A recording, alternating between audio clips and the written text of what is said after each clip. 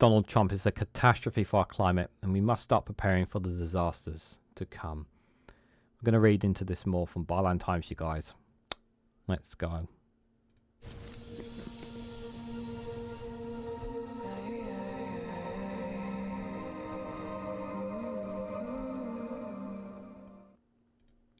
Good morning, good afternoon, good evening, wherever you are in the world. This is Reganelite here with an article from Byline Times with the headline that Donald Trump is a catastrophe for our climate and we must start preparing for the disasters to come. Governments around the world need to act now to prevent the world of what is coming our way. Guys, while you're here, make sure you hit the like button and share it across social media so others are notified of this video. So we know that Donald Trump is is someone who does not believe in the climate. He does not believe in climate change. He thinks it's a hoax. He's stated it in the past. He is somebody who is pretty much on the side of oil and gas. We know that. We know he's getting money from them as well. That is his position. And for the next 4 years or even longer, America will make the world more hotter. He will increase the world's temperatures are going to increase. More disasters are going to occur in Florida. So if you're living in Florida, expect bigger hurricanes in the future. If you're on the islands around those areas as well, be prepared for worse climate effects. And places which are already almost near to next impossible inhabitants, they're going to get worse. And we are not nowhere. It feels almost like we are doomed when you think about it. But there is always a small, tiny chance of hope that perhaps we can undo this. But we just have to prepare for whatever comes, whether it's a giant storm, whether it's an earthquake, whether it's tsunamis. They are going to get worse. And we also have to prepare for the changing in temperatures because they are going to get even warmer now, whether we like it or not. It's going to get warmer in many parts of the world, and we have to adapt because we now going to have a president of the United States that is going to undo a lot of that work because they do not believe in green energy. They don't believe in solar. They don't believe. He doesn't believe in wind. He thinks it's detrimental to birds, and it's all about pumping out the CO2. That's his general belief. So, yeah, things are going to get worse. And we have to prepare for it. Because if we don't prepare for it, we're all going to be a lot worse off. So let's read into this. So what would you do if a flood, like the one that brought disaster to the people of Valencia at the end of last month, hit your community? Perhaps like most of us, isn't something you've given much thought.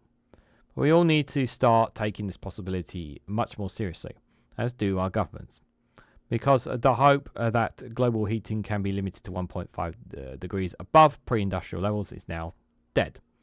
Even before Donald Trump's election, many scientists were warning that this aspiration, the center goal of the Paris Agreement, has receded beyond reach. Carbon emissions show no sign of slowing, let alone falling at the steep rate needed to stay within this limit.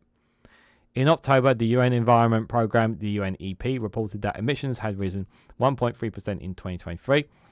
And last week's data from the EU's Earth Science Agency, Copernicus, showed that 2024 looks certain to be the hottest year in human history, and the second year running with an annual temperature anomaly clearly above 1.5 degrees Celsius.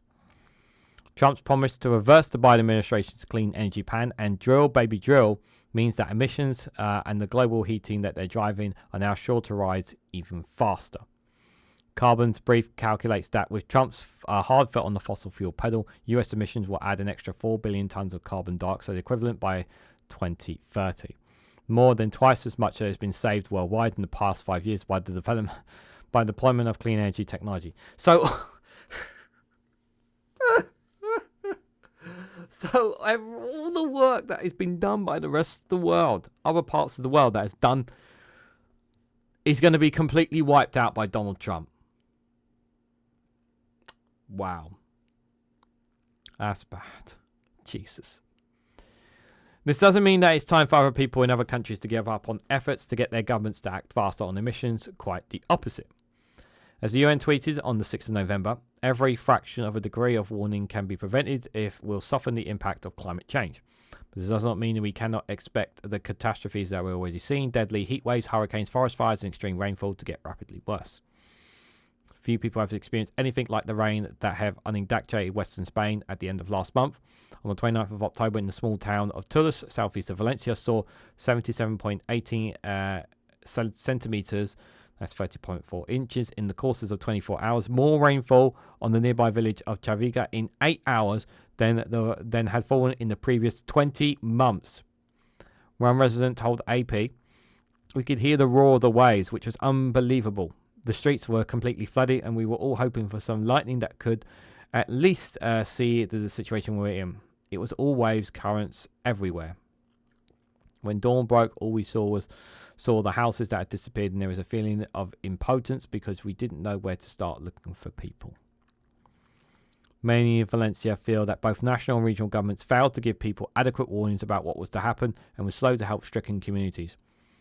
When King Felipe VI visited the badly hit town of Porica with regional president Carlos Madrigal, they were pelted by mud by a hostile crowd. Well, of course they were, because they're the government.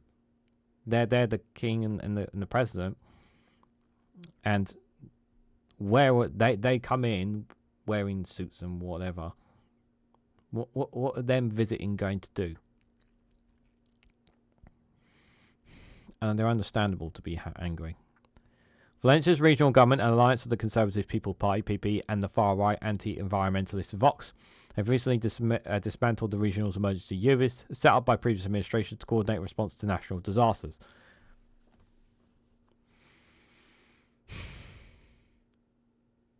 What did you think was going to happen? What dumbasses. Although Spain's meteorological agency AMEET issued a red alert on the morning of October the 29th, the regional government failed to send a text warning to residents until 8 p.m, by which time overflowing rivers were already sending torrents of water and mud through villages and towns. In the aftermath, the people of Valencia have shown great solidarity, turning out in their thousands to search for missing, bringing food to the homeless, and help clear the wreckage. Heartwarming as it is, also raised questions of how well prepared our own communities are, and how we are going to respond to huge strains that accelerating climate breakdown will be putting on them for the foreseeable future. You know, I think about some of the floods that take place in parts of like the north of England and whatnot, and how inadequate that we are. And we have politicians that are total climate deniers. And they can't advocate for more floods defenses if you are a denier of climate. Because the two don't work together in tandem. Just putting that out there from here in the UK. People can sometimes behave very badly in the face of such disasters. Social order can quickly break down, as it did for when Hurricane Otis hit Mexico last year. In the tourist city of Alpico, where luxury hotels sit alongside shanty towns, widespread looting quickly broke out. Oh yeah, you're going to have a luxury hotel after a hurricane like that. People get desperate. Looting and violent conflict are often seen as the desperate conditions that follow major disasters, but they're not inevitable. As in Valencia, people can sometimes behave extraordinarily well, working together to help others survive and recover. This was the case, for instance, after the devastating earthquake and tsunami that hit northwest the coast of Japan in 2011. These differences are not because some communities are inherently good or bad. It is much more to do with how their societies are structured. I lived in Japan for several years, and I wouldn't want to claim that Japanese society is idealistic, but unlike Mexico, it's highly cohesive and relatively equal society with very little extreme poverty. Japan also has a high level of disaster preparedness. Every neighborhood and household has a plan to what to do if an earthquake strikes. Every childcare in the area worst hit by the 2011 quake has received survival training and knew of a safe place to gather, and mutual aid groups quickly sprang into action to help survivors. And this is crucial. Yeah, you need to have prepare.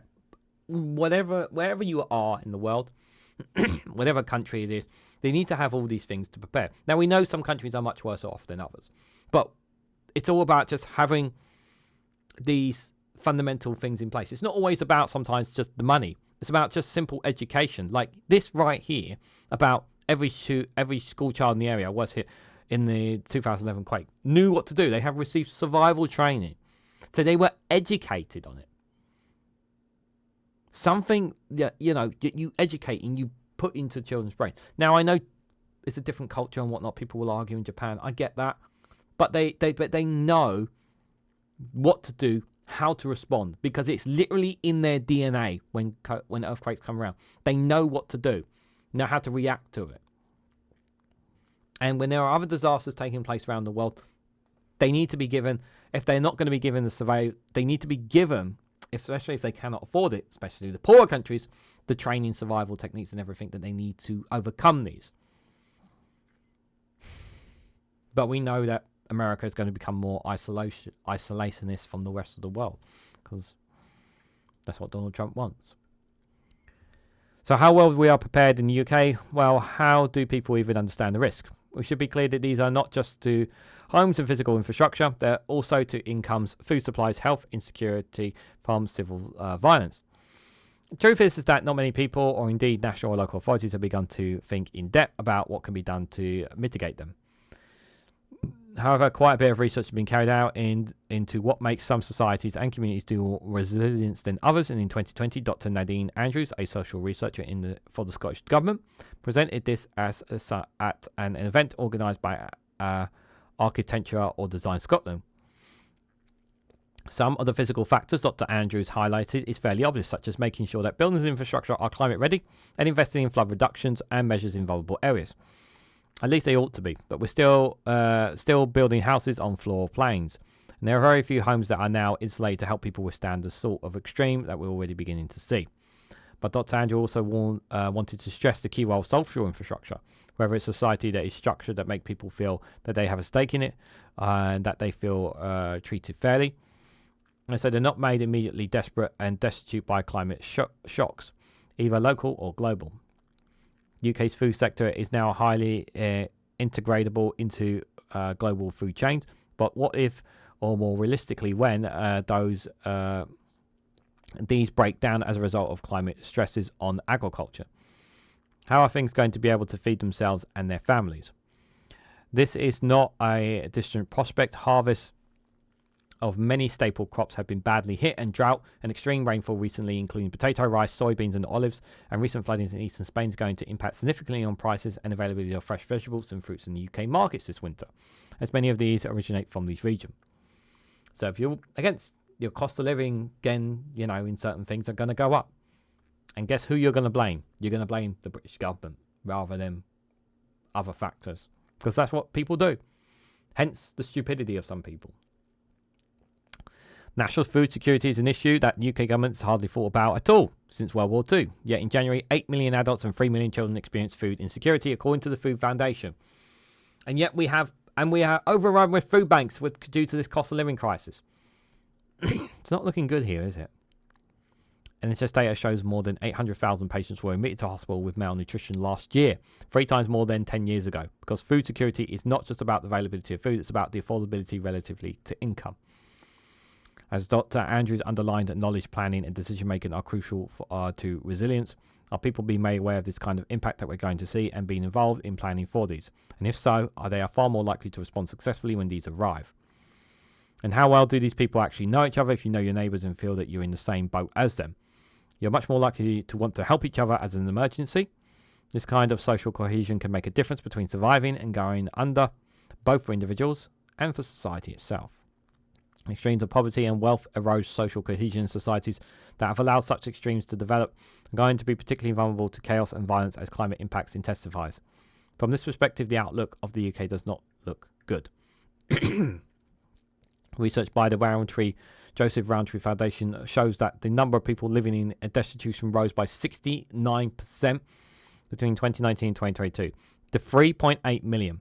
Destitution meaning that these people are unable to meet their most basic needs, to stay warm, dry and fed, even before disaster strikes.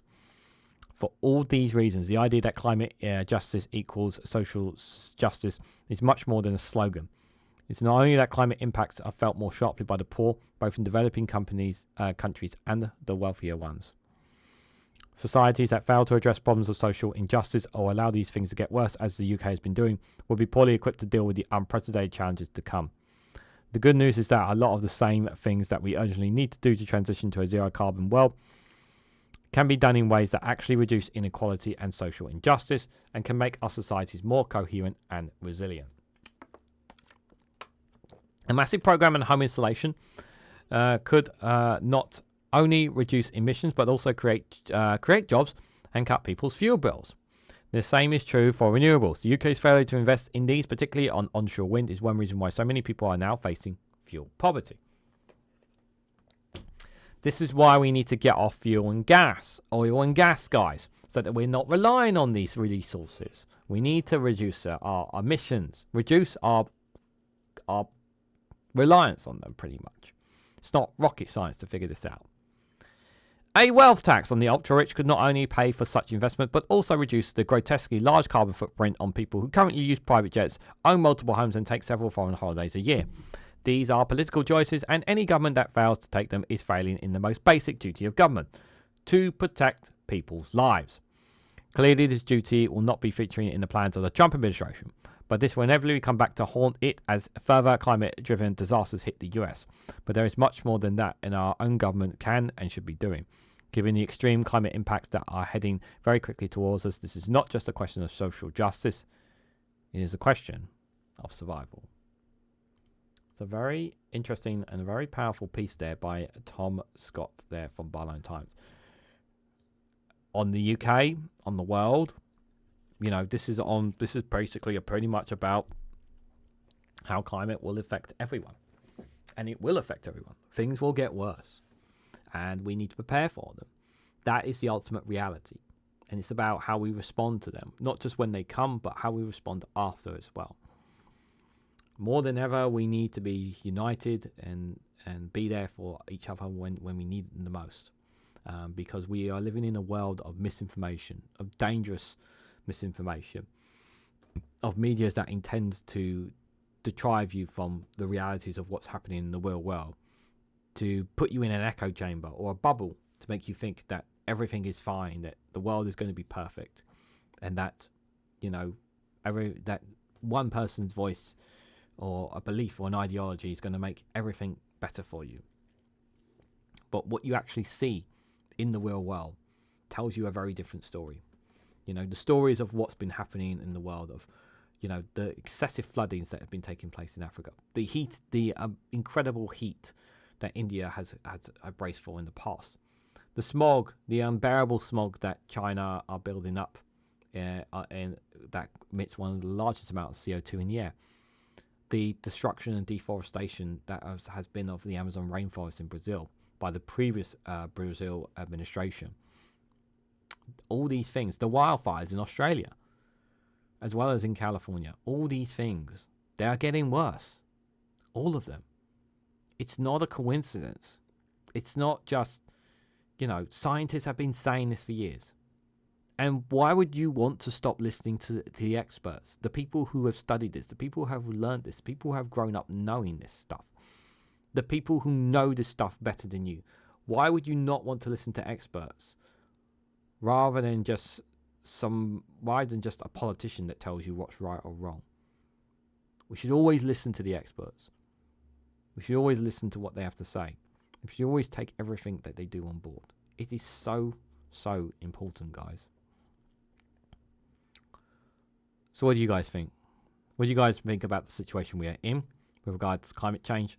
What do you guys think about the situation with Donald Trump and what's going to happen there for America in terms of the climate situation there?